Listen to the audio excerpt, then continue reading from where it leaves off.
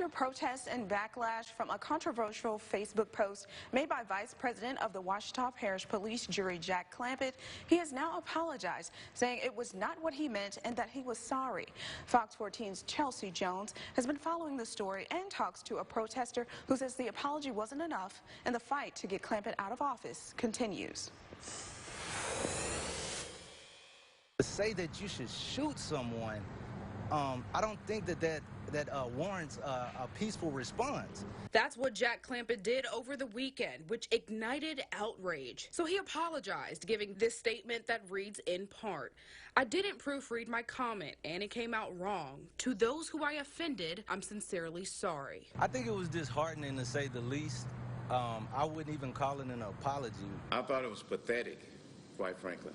Mayor Jamie Mayo calling the unrest across the world a racial pandemic that we must address. Represent the 400 years of pain and mistreatment that black people have always faced in America.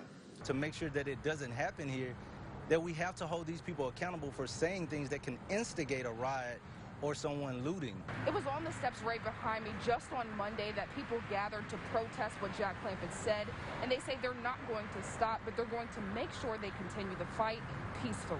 We're going to be here. We're going to protest what he stands for.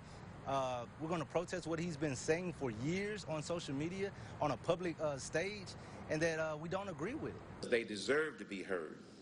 They have a reason to be heard, because there must be meaningful change. Those small voices, those school teachers that we never knew hated us, or that we never knew that they made those statements, their statements became louder. In Monroe, Chelsea Jones, Fox 14 News.